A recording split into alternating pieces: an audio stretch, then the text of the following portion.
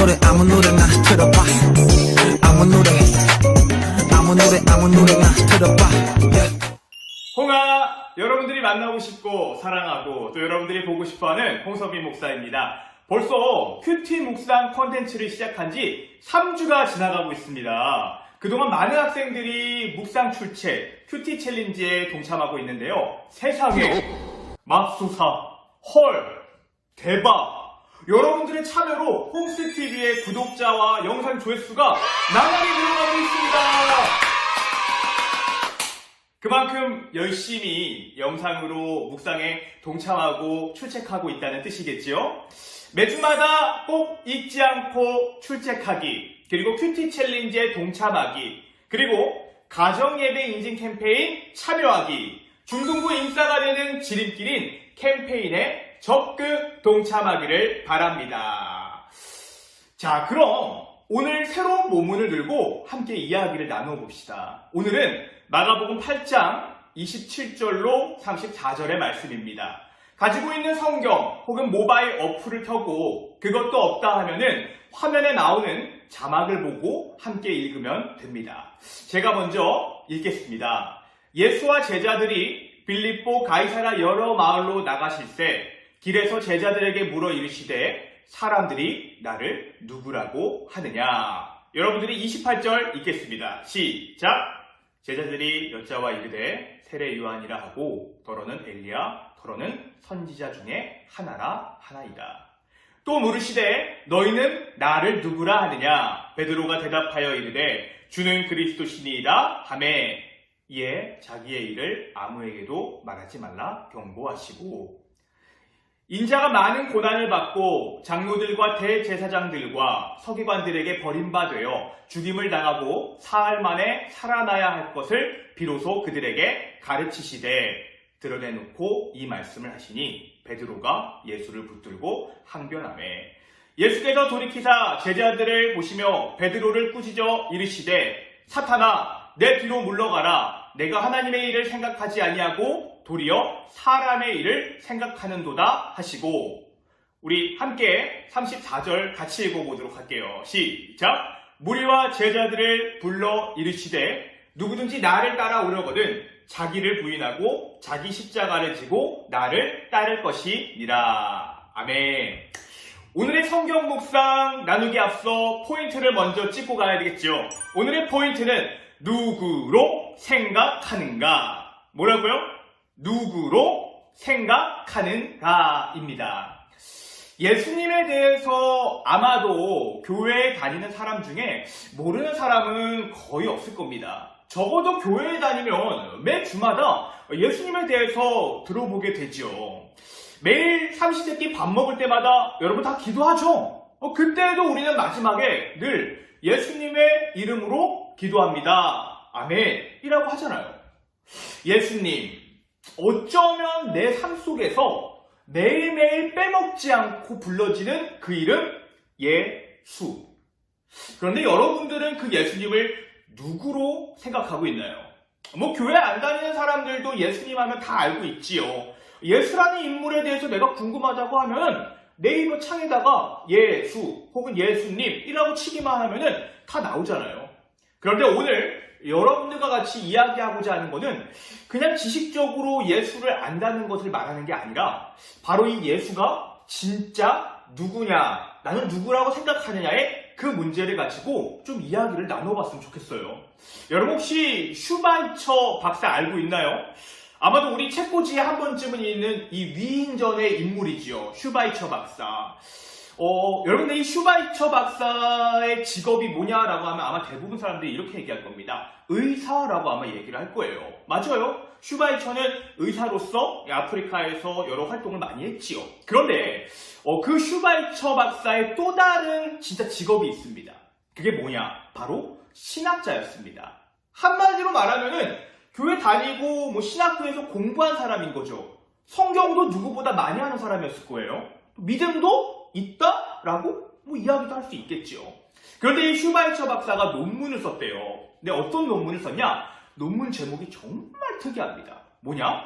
예수에 대한 정신의학적 연구라는 논문 제목입니다. 제목이 정말 특이하죠? 네, 맞습니다. 이 슈발처는 예수를 실제로 처녀 마리아의 몸에서 태어나고 수많은 이적과 기적을 보이시고 또 십자가에서 죽으셨다가 사흘 만에 부활하신 하나님의 아들로 생각한 것이 아닙니다.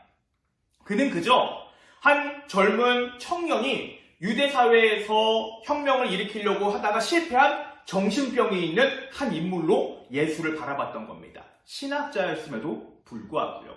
이처럼 예수님에 대해서 알고 있는 사람은 너무나 많습니다. 하지만 그분을 어떻게 생각하느냐는 너무나도 다릅니다.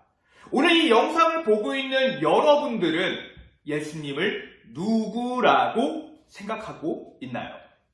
오늘의 포인트, 누구로 생각하는가를 기억하면서 본문 이야기를 좀 같이 나눠봅시다. 앞에서 우리는 예수님의 기적들을 봐왔습니다. 오병이어 무한리필의 기적, 병든 자를 고치시고 귀신을 내쫓으시고 무리들에게 말씀을 전하시고 예수님의 사역은 앞에서는 대부분의 일들이 무리들에게 집중되었지요.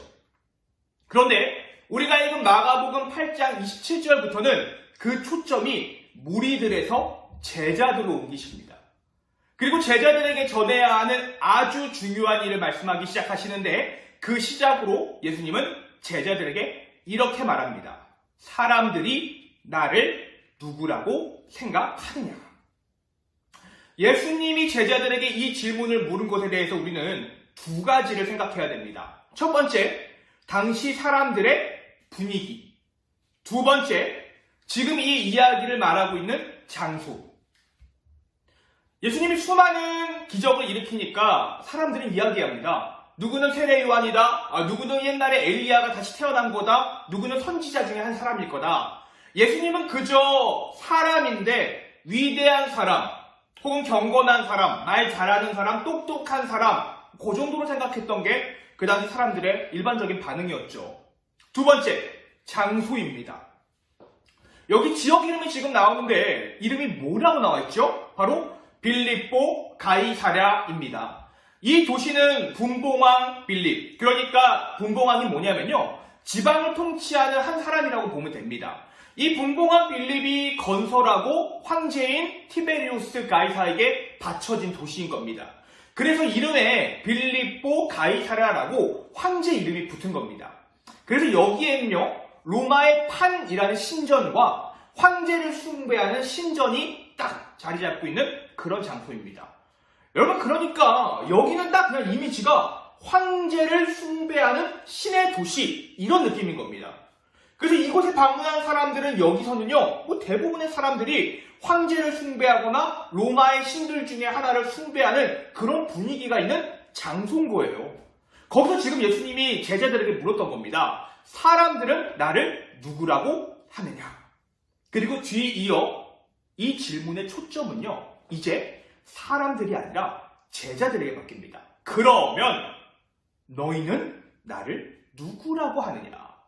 여러분, 상당히 날카로운 질문이지. 지금 황제와 로마의 신을 숭배하는 이 신의 도시라 불리는 이곳에서요, 너희는 나를 누구라고 하느냐라고 묻는 거는 누가 진짜 왕이냐?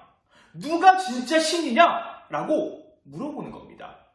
대세를 따라갈 것인가? 아니면 예수를 따라갈 것인가? 그 문제였습니다. 여기서 베드로가 아주 멋진 대답을 합니다. 주는 그리스도시요 살아계신 하나님의 아들이시니다. Great! Excellent! Very good! 100점짜리 답변입니다. 와, 그런데 예수님이 이 말씀을 하시고 자기가 고난을 받고 버림을 받아 십자가에 못 박혀 죽임당할 것을 이야기하십니다. 여러분, 이 이야기하면 제일 싫어하는 사람이 누구일 것 같으세요? 바로 제자들입니다.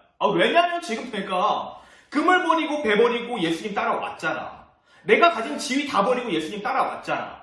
여러분, 제자들이 예수님을 따랐던 동기가 뭔지 아세요? 경건한 마음에? 아니, 예수님 사랑하는 마음에? No. 그들이 예수님을 따랐던 동기가 뭐냐면요, 그 당시에 유대인들이 이 내려오는 전승이 있었어요. 구약 성경 때부터 뭐냐? 언젠가 메시아가 나타났다는 거죠. 이 메시아가 딱 나타나면은 우리를 억누르고 있는 로마가 있잖아. 그 로마를 무찌르고 우리 유대의 왕, 온 세계의 왕이 될 거다라는 그런 전승이 있었습니다. 지금 제자들은 예수님을 메시아로 믿잖아요.